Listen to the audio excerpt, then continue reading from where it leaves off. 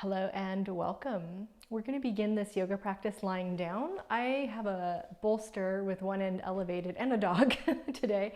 You can do that if you'd like, or you can just lie on the floor. But before you do, I want you to grab either a really long scarf like this one that I'm wearing, not too stretchy, hopefully, a little stretchy is fine, or a long yoga belt. You're going to use those. We're going to use them a little bit heavily actually later. So just set those down next to you and then have a seat and then lie down. And if you've got a bolster like I do, just settle that against your back. You could have your legs out straight or crossed or soles of the feet together. And we're just going to give ourselves a few moments to let the body have a moment of rest.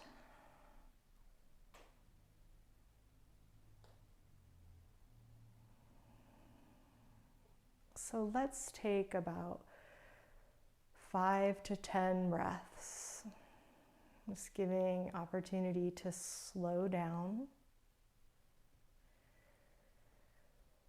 to let the body and the mind settle, and the breath become more easy and deep. Or maybe it's shallow, and that's okay too. Just let it be for a few more moments.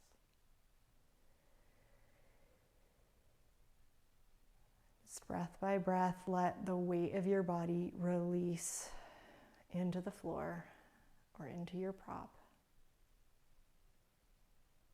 until you get a good sense of just letting go.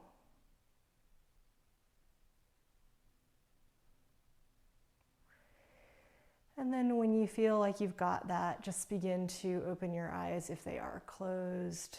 And whenever we take a moment to ease ourselves and pause like that, it's a good idea to not just kind of sit straight up and jar our backs or our nervous systems. So my suggestion always is just to roll to the side and then use your hands on the floor to help you sit up. Now you can do the next part sitting or standing. It's totally up to you. I'm going to actually sit on this bolster. And all you're going to do once you're sitting is just begin. Let's use one hand and just lightly squeeze the other arm. So nothing like ferociously hard. We're not trying to like massage ourselves. I mean, you'll get a little bit of that, but just kind of go up and down and around your arm. And think of this as a way to do a couple of things. So one, there is a sense of care. You're touching yourself with that sense of like, I care about you, body. I'm taking care of you right now. And the other part is we're bringing more information into the body, like we're paying more attention. We've got that contact of skin from the outside, hand touching, but also inside, like the nervous system is responding. Just make sure you get your fingers in your hand too. And then you can switch to the other side. So just kind of a squeezing, a firm but not hard, like it's you're not doing like icky spider fingers, but you're firmly touching with the contact of your hand and just giving a squeeze to different parts of your arm, being grateful for the use of the limbs that you have, and also using this as a way to bring attention back down into the body through this sense of touch, skin to skin, also pressure.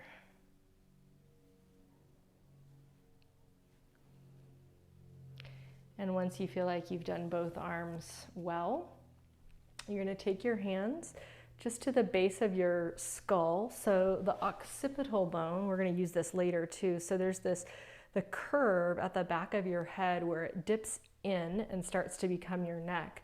You can kind of feel two bumps there that are at the top of the neck and the base of the skull. So just lightly tap on those. You can tap around in circles, and then you can tap in toward your middle, toward the midline, and then down your neck, just gently. Same idea, just kind of waking up, very light, easy tapping, just waking up this area with some kind care and attention. And then we'll play an interesting game just to see how much our eyes are involved in what's happening up here in the neck and shoulders. Find those two occipital bumps, the occiput, just below that big, just below the dome or the curve of the back of your skull on kind of either side of the top of your neck. You'll feel two kind of bulgy bumps. So touch those, put enough pressure that you can kind of feel what's going to happen here. You're going to close your eyes and you're going to move your eyes around, not your head, just your eyes. Like look up, look down, look right, left, circle, wherever you want to look. And see if you can feel the connection with what's happening behind your eyes. When you move your eyes, even the back of your neck is involved. Take one breath, and as you exhale, you can let that all go. So we stare at computer screens and our eyes are darting around getting information all day, and it's affecting the neck and shoulders. So we're going to do a little bit of work now, either with the long belt or the scarf, or you might even have both and like to switch between the two. And I'm going to come a little bit closer for this so it's easier for you to see. So our goal with this is to try to relax the neck and the shoulders so that they receive this, and the prop is going to be doing the work. So the first thing is you're going to have your scarf or your belt, and you're going to have it behind your neck just like you would if you were wearing a scarf, but you're going to kind of slide it up so that it's near the base of your skull, the top of your spine. And then you're pulling to create a little bit of pressure, contact against the back of the neck. And you can see I have that a little forward, so not out to the side. It's a little bit forward. And again, you're going to just try to keep your head and neck from doing this work. And you're going to twist your head by pulling ever so slightly on one side, ever so slightly on the other side. And I want you to go really gently and really slowly, like less is more. And really try to use the scarf or belt and it pulling across the back of your atlas and axis connection there at the top of your spine. That's what's turning your head. Your head is not turning your head. So try to keep your head as loose as you can, your neck muscles as loose as you can. And just see where that range of motion is. And you might notice that one direction feels better, or like you need it more. Like I've had many pretty traumatic head neck injury, whiplash, hit with a surfboard, a bunch of different things.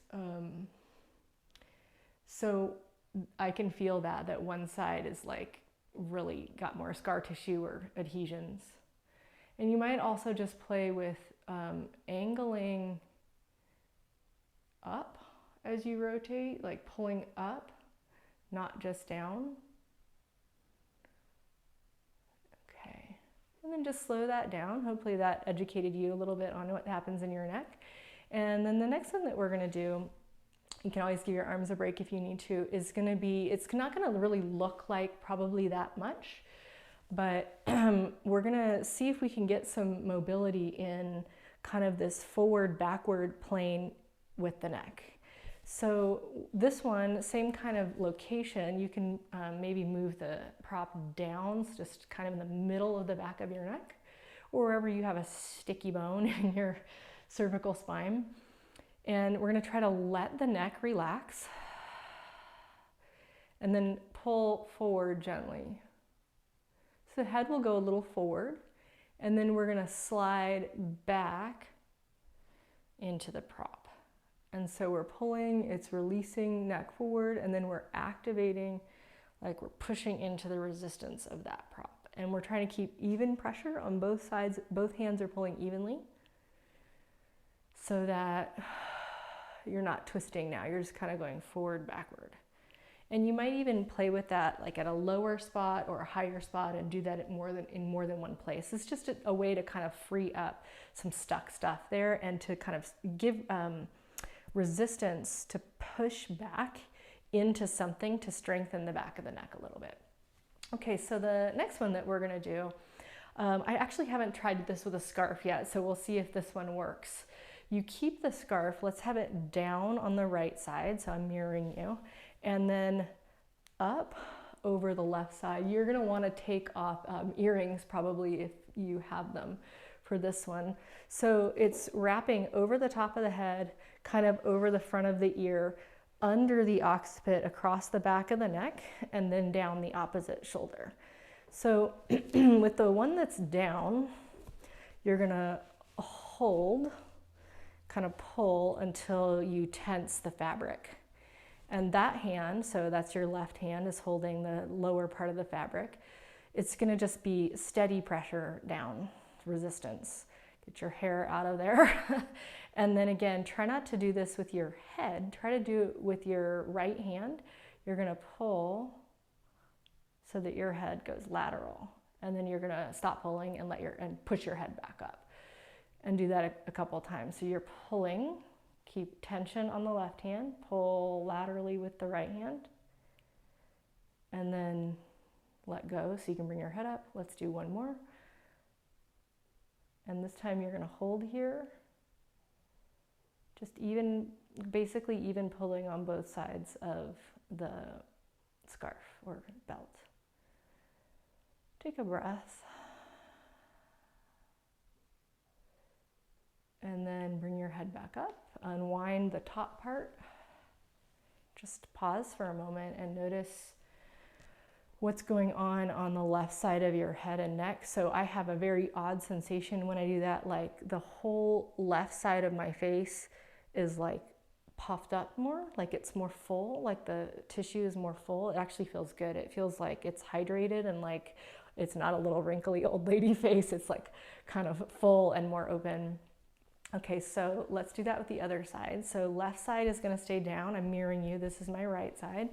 And then we're gonna wrap the scarf around the back of the neck, up kind of on or in front of the ear and over the top of the head and back down.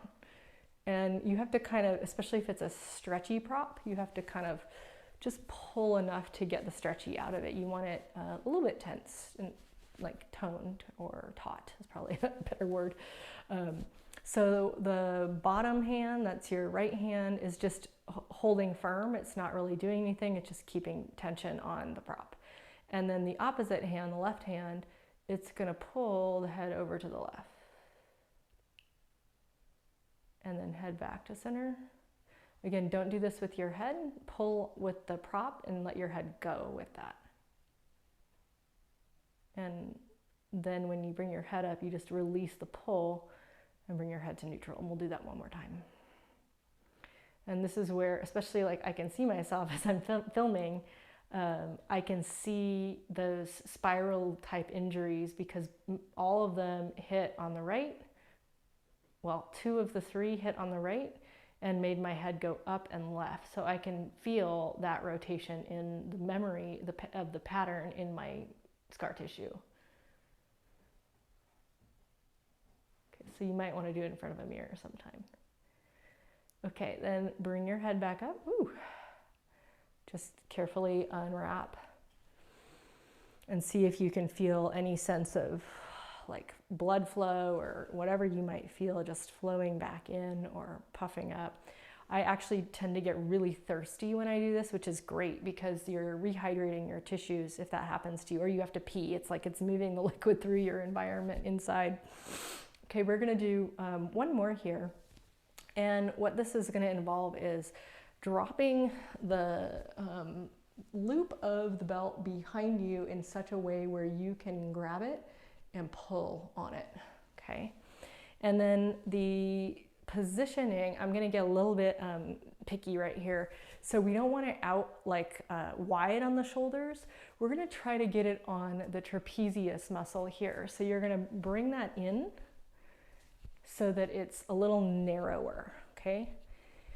And the reason for that is we're gonna work on breathing up here.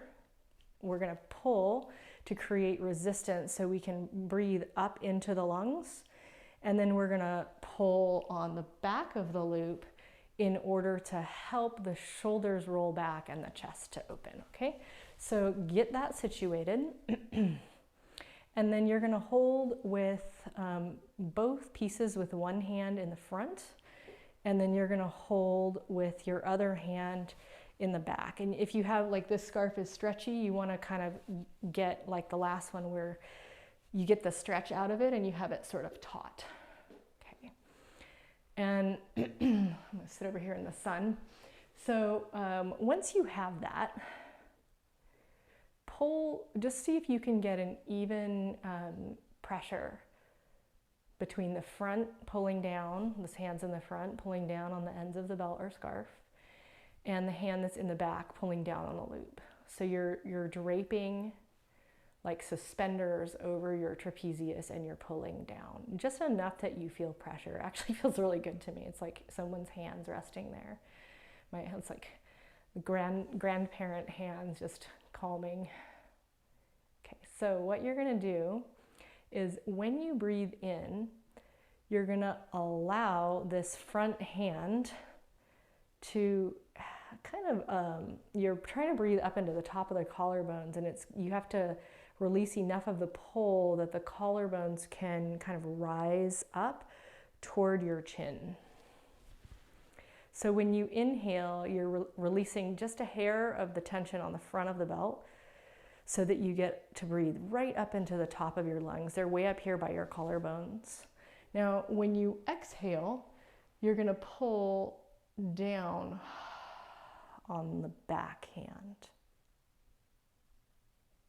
And then you're gonna soften the effort of the back hand so you're pulling evenly again. And then inhale, try to breathe up into the resistance of your two suspenders. And when you exhale, you're pulling down, straight down your back with that loop so that it's rolling your shoulders down your back. Let's do that a few more times. Inhale, you back off of pulling on the back of the loop, and you just try to breathe up into the top of the chest. And then you exhale and you pull down on the back of the loop so that the shoulder blades go down the back and the chest rolls up like a gear spinning, like front of the chest up, shoulder blades down. And you can also switch hands and just see what that feels like on the other side.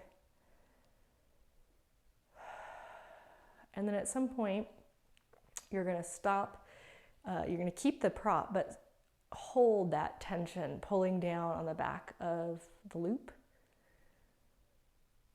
And just continue to breathe, just holding that, pulling the shoulders back and down, but at the same time kind of pushing up into the chest and the trapezius, kind of lifting the rib cage with the breath.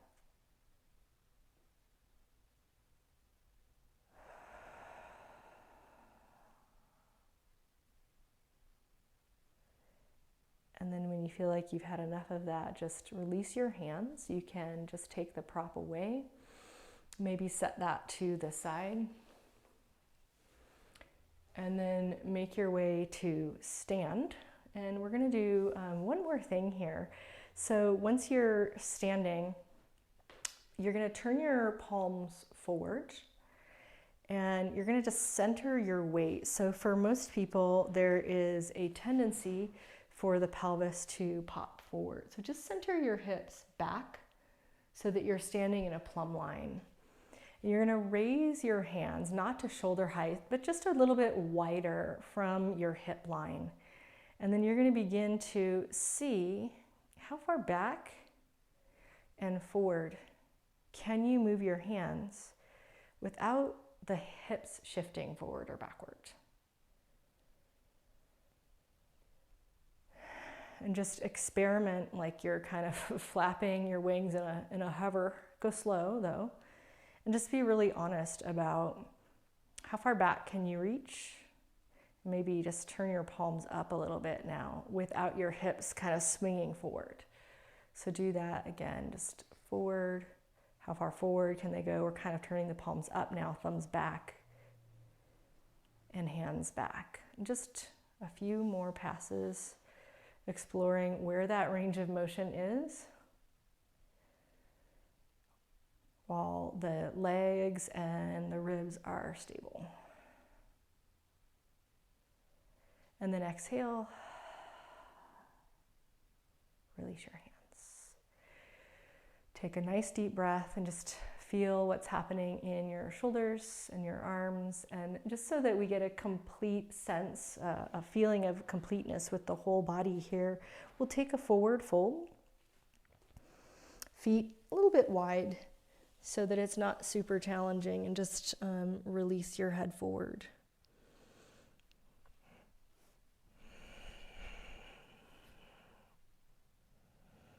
Try to straighten your legs. And all that work that you've just done in the neck and shoulders, continue to release there.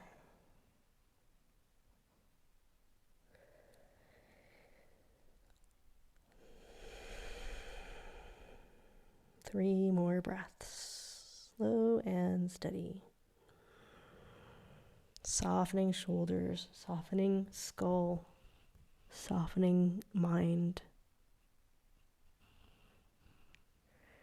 And then slowly bend your knees, roll up through the spine. Bring the head up last. Keep your eyes closed if they are, just pause, center. Feel your feet on the floor.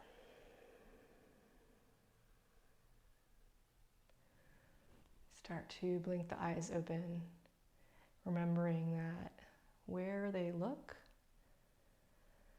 affects the back of your skull, your neck, your shoulders. So just keep them soft. See the world with that caring gaze. Thank you so much for practicing with me today, and I look forward to seeing you next time.